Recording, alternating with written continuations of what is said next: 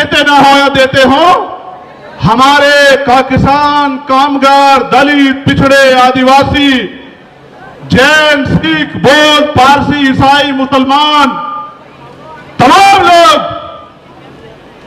Tax दे दे के इस देश को चला रहे। इसलिए देश के संसाधनों पे हमारा अधिकार ज्यादा बैठता है और हम इस देश में मांगने के लिए पैदा नहीं हुए। इस बात को आप लोग याद रखे हैं।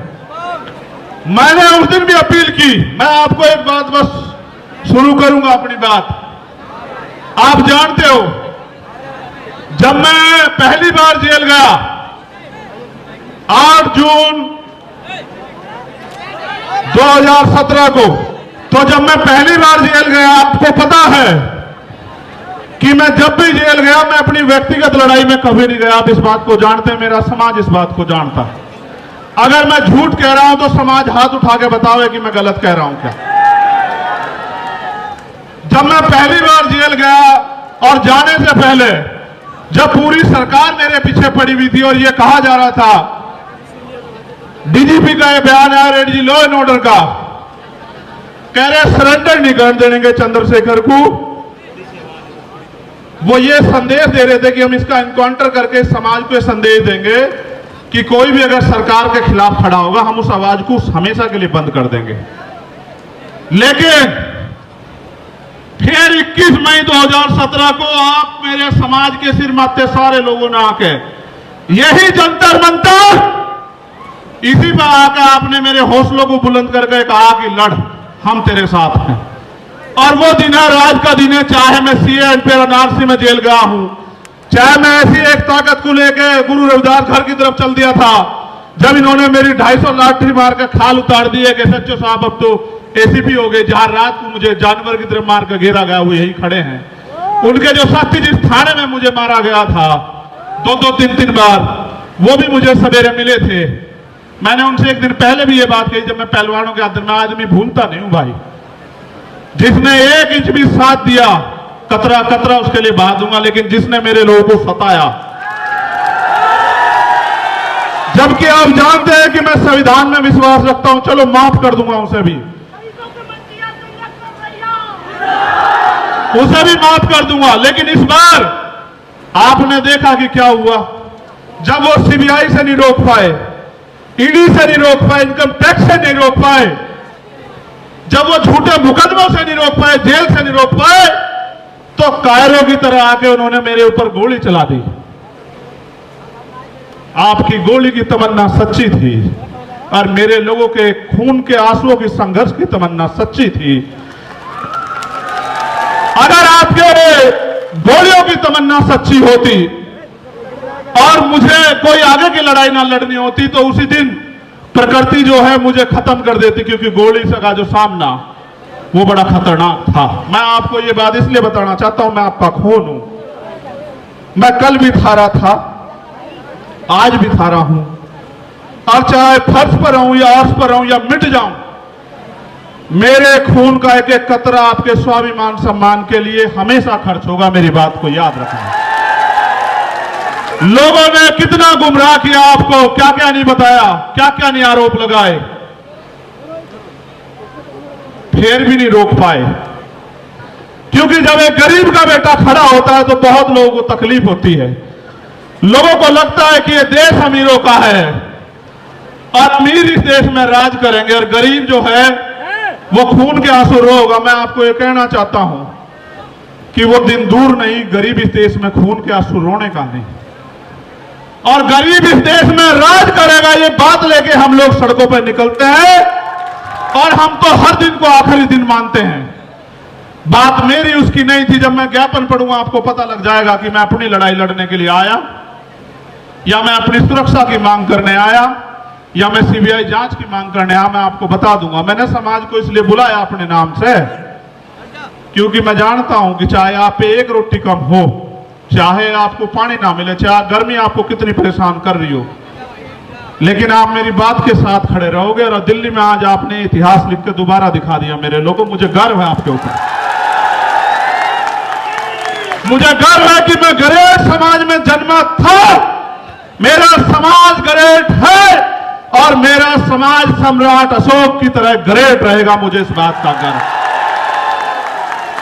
ये बात मैंने आपको इसलिए बताई कि आज के जो हालात है ना, इन हालातों में एक गरीब के बेटे को रोकना जो ईमानदार भी है और संघर्षशील भी है और जिसके गले में पट्टा नहीं है किसी का, वो बड़ा खतरनाक है।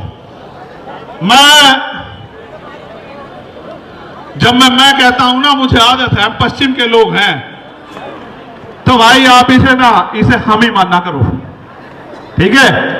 इसे आप हम मानना करो सारी, क्योंकि भाई मैं भी तो भीम आर्मी का आपकी तरह सिपाही हूं, एक छोटा सा। सबसे पहले मैं धन्यवाद दूंगा जो पैदल चल कर आए, दोनों हाथ उठा के उनका बहुत बहुत धन्यवाद। फिर मैं धन्यवाद दूंगा उनका जो साइकिल से आए। फिर मैं धन्यवाद दूंगा उनका जो बारिश में भीगे, तमाम तरह की मुसीबतों का सामना करा, उनका हौसला नहीं डिगा, जिन्होंने औरों को भी प्रेरित किया। और फिर मैं धन्यवाद दूंगा जो बस से आए, ट्रेन से आए, कैसे कैसे आए, भूखे पेट आए, कैसे आए। मैं आज अपने परिवार के बीच में हूं, नेता नहीं हूं, यहां आपका खून हूं। मैं आपसे एक सवाल पूछना चाहता हूं बात की शुरुआत में ही। अगर मैं ये लड़ाई लड़ रहा हूं गरीबों की, कमजोरों की, पहले होता क्या था आप जानते हो, मैं आपका खून हूं कि गांव में ताकतवर आदमी, सामंती आदमी जिस बहन की बच्ची की चाहे उसकी चुन्नी खींच ले, उसके कपड़े खींच ले, उसको नोच ले, और फिर गांव के गांव में पंचायत होकर बात निमट जाती थी। किसी की बारात रोक दो, किसी के ऊपर पेशाब कर दो, किसी को थूक दो, किसी पे थूक चटवा दो, किसी की मूंछ काट लो, किसी की पानी छूने पे हत्या कर दो। तो पहले ये ताकतवर लोग था, उनका जन्मसिद्ध अधिकार है। मगर जब से भीम आर्मी के सच्चे पहरेदार मैदान में आए हैं देश के अंदर, वो कर तो देते हैं घमंड में, लेकिन उन्हें नू नहीं पता, उनकी मां भी नहीं बचा सकती उन्हें। फिर सरकार तो बहुत बड़ी बात है। फिर वो जाते हैं जेल। जब वो जेल जाते हैं तो वहां बैठ के वो सोचते हैं कि हम किसकी वजह से जेल जा रहे हैं। तो जब वो जेल जाते हैं तो फिर वो क्या करते हैं पता है? वो जेल जाके ये कहते हैं बाहर निकलते कि इस आदमी को निपटाओ, वरना तो हमारा एक छत्र जो अधिकार है वो खत्म हो जाएगा इस देश में। उन्होंने शुरुआत ये यहां नहीं की, उन्होंने शुरुआत बिहार में की, जब भाई राकेश पासवान को उन्होंने 20 गोली मारी।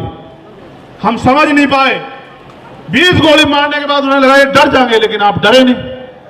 फिर उन्होंने विदिशा में हमारे जिला अध्यक्ष भाई चरण सिंह की हत्या करी, फिर भी नहीं हम डरे। हम आंदोलन में आए, हमारी जान चली गई, तब भी नहीं डरे।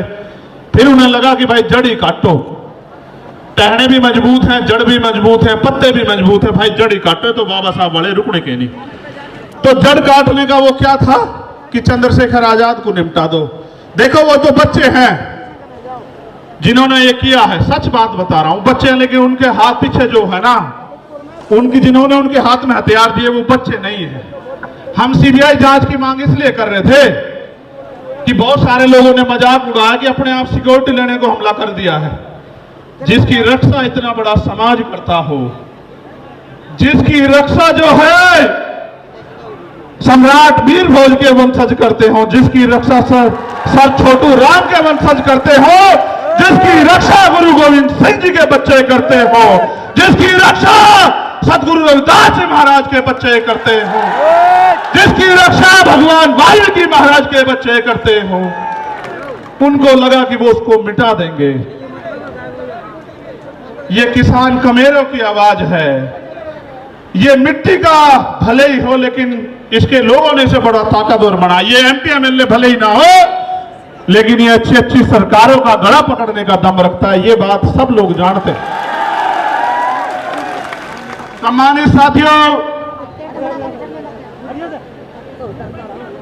आज इस पावन अवसर पे, क्योंकि भीम आर्मी का स्थापना दिवस भी है, 8 साल पहले आज ही के दिन हमारे माननीय राष्ट्रीय अध्यक्ष और तमाम हमारे सिपाहियों ने यह ऐलान किया था कि भीम आर्मी भारत एकता मिशन के नाम के संगठन के जरिए हम इस देश में मनुवाद, ब्राह्मणवाद की जड़ें काट देंगे। जो कार्रवाई 56